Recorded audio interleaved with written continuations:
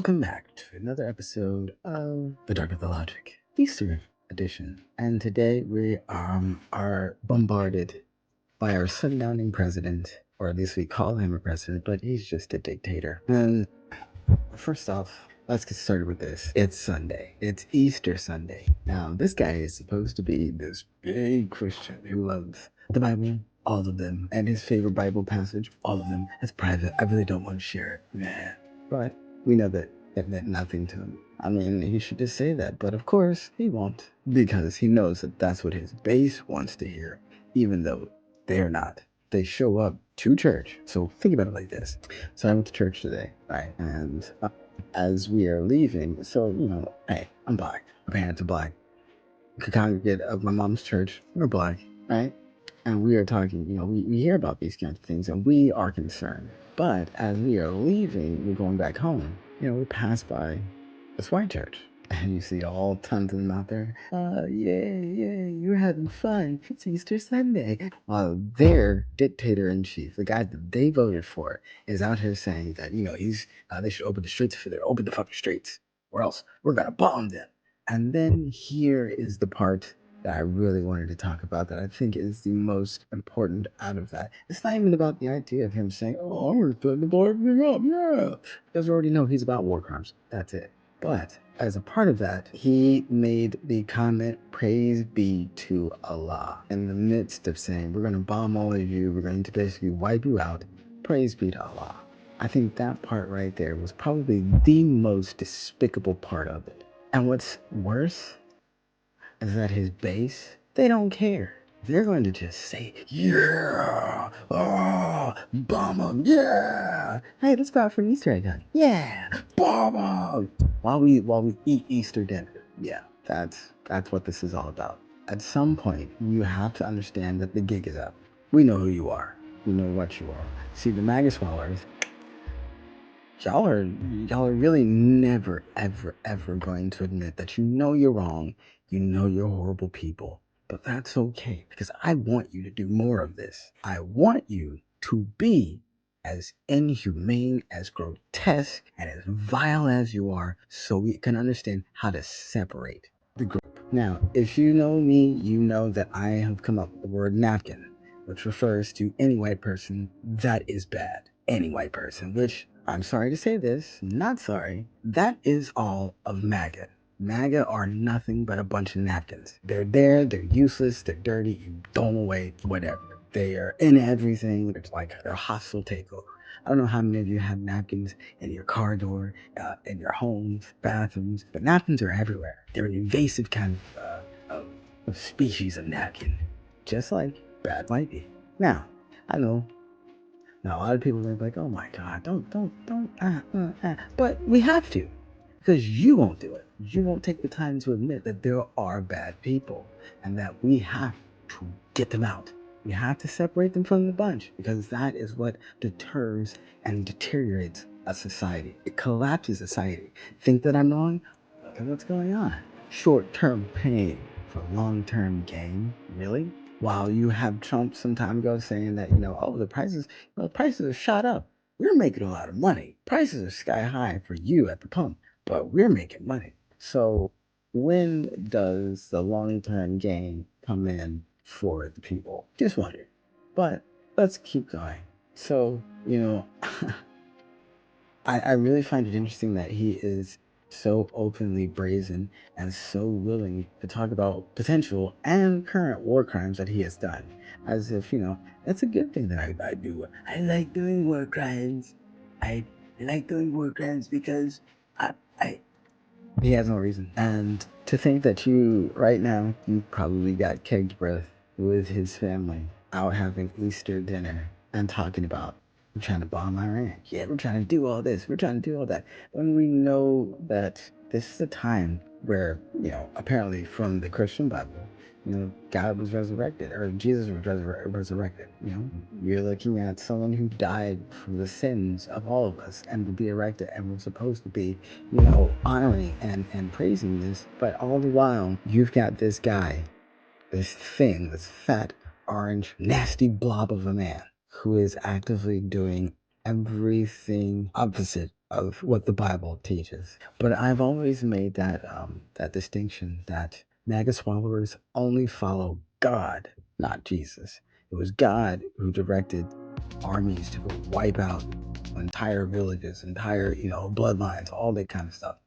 No, and then they also like I think this is great too because they're looking at the pharaohs, which the pharaohs also said, "Hey, we don't want all of these other people coming into our lands. Get them all out of here, kick them out." Blah blah blah blah. I mean, does that not sound very familiar to you? Because it does to me. So I have been trying to work on this piece in order to explain the hypocrisy and the lies that America has sold the world. And not just America, but you've got the Israelis and other factions that have stated that, oh, Iran is the worst. But then it was Iraq before that. Then it was Vietnam and Afghanistan. And I mean, it just goes all the way back because we've got the Japanese. We have invaded everybody. We have inflicted damage. We have wiped out nations. America has. Never takes responsibility for it, never takes any kind of whatever, and then teaches their people to praise their war crimes and their lies. And I mean, I'm not here to say that I'm some sort of apologist or anything, but I mean, these people, what did they do to us? I mean, what have they done to us? I mean, by all measures, they have done really nothing to us. I don't remember. Maybe I might be a little lost. Maybe there was somewhere where out of nowhere Iran just out of the blue just said, "Hey, we're gonna come and take out." But now, if you listen to how Trump tells it, or how little fake ass Rubio says it, they were going to destroy Israel. And so we had to step in because if Israel hits them, then they're going to hit us. So we had to go in and get them before Israel attacked them. And somehow that means that they would attack us. Which, I mean, if you kind of think about it, isn't that like a little awkward? I mean, not just the fact that it's a straight up lie, but isn't it just a little awkward that he would say, we had like they were going to attack Israel. Well, wait, Israel was going to attack them, but instead of them attacking Israel, they would attack us. Why would they attack us? I don't get that. If Israel had the conflict with Iran, why would they attack us? Now, let me ask you this too. So, how many places did we alert to in Iran that, hey, we're going to bomb you, take your people out? How many places? Zero by my book, right? But I find it interesting that Iran said, yeah, we're going to call and we're going to notify these places that you need to get your people the hell up out of there because we're about to blow that place up. And that's what they did. Now, once again, like I said, I'm not some sort of Iranian apologist, but a spade is a spade, man. And these people didn't threaten us, we threatened them. And we, most especially, are the worst in this because we had no real involvement. Yahoo came along and said, hey, useless idiot, do the dirty work for me because how many of their troops are they sending? How many Israeli troops are going to Iran? How many? How many of our troops are going to Iran? Now, all of this is just boiling down to. So, this is why I do not agree with actors, actresses being in politics. I don't agree with it. I don't. And the reason being is because for a living, they present or project all kinds of feelings, emotions. They know how to sway a crowd. And in this instance, it's not that he knows how to sway a crowd. He does know how to rile up resentment and anger, but he just thinks that this is all just like honestly, he thinks the presidency is a place for refuge for his crimes, a place to crime some more, and then it's television. This ain't real. Because this whole war is showing just how stupid he is. He knows nothing about what he's doing. And then on top of that, you've got Keg's breath, frat boy GPT, who is out here. He's really, oh my God, he's the worst of the worst.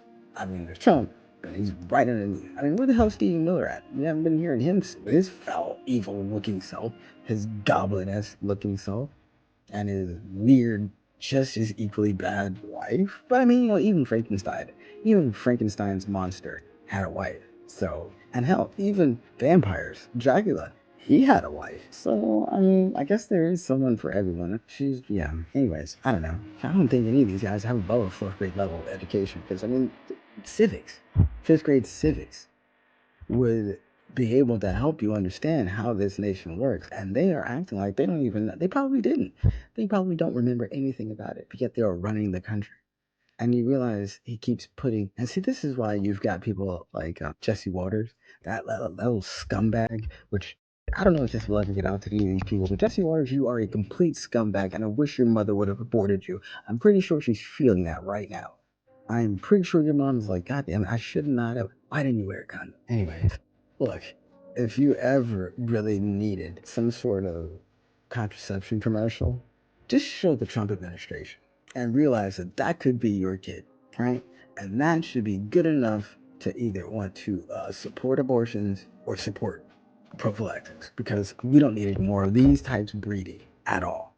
But anyways, I continue. I really just wanted to come in and just talk about that real quick. Like on Easter Sunday, this guy is talking about blowing people up, using the F word, and then somehow thinking that he was real slick to say, praise be Allah. Which, you know, for the most thing, his ignorant spit, third grade level, with thought process people, the swallowers, will all sit there and say, oh my God, yeah, praise be Allah. Yeah, he's saying praise be to God. Allah is translated to God. And now they always want to say, you know, they're doing religious persecution and all this, that, and the other. Okay, who are the only ones that have gone around the world mass murdering people in the name of a God? I'll wait. Who is sitting there saying that they want this to be a specific type of religious nation, right? I'll wait. And so who really is that, you know? You did have, you know, Islamic wars, but more importantly, you have had Christian wars for centuries. But yet somehow, I think what it is that the Islamic faith, or the Islamic faith, without going into great detail about it, is pretty much on the same level with Christianity. I mean, I don't know if you guys realize, and yeah, there's some differences. Of course, there's always going to be differences. I mean, you're talking about the same people. And then on top of that, you're talking. Okay, so where is the Bible supposedly taking place? Iraq, Iran, Africa, all these little places. Like, I don't understand how people just cannot connect the pieces, how they can't understand that all of these things fit together. And they're pretty much all under the same roof. You've got Zoroastrianism and whatnot that, you know, branches out into Christianity, Catholicism, and Islamic faith. Anyways, yeah, I just wanted to rant about that before I went and did my like this other little podcast episode. But hey, man, before I end this, I will always ask, hey, can you leave a like? Can you smash that subscribe button? Can you share it to somebody? And leave a comment about what you think about all of this. Is it good that we have a sundowning president? Is it good that we have this man that says that, you know, F everybody, we're going to kill everybody, we're going to do all this. If you don't submit to our demands of a ceasefire, we're just going to blow you up. Well, and by the way, 2 weeks. That's the new t-shirt I've got along with the Magus Swallower. Links are in the bio. You can always check for these shirts. Anyways, I'm Emmett. This is Dark of the Logic. Happy Easter. I'm out.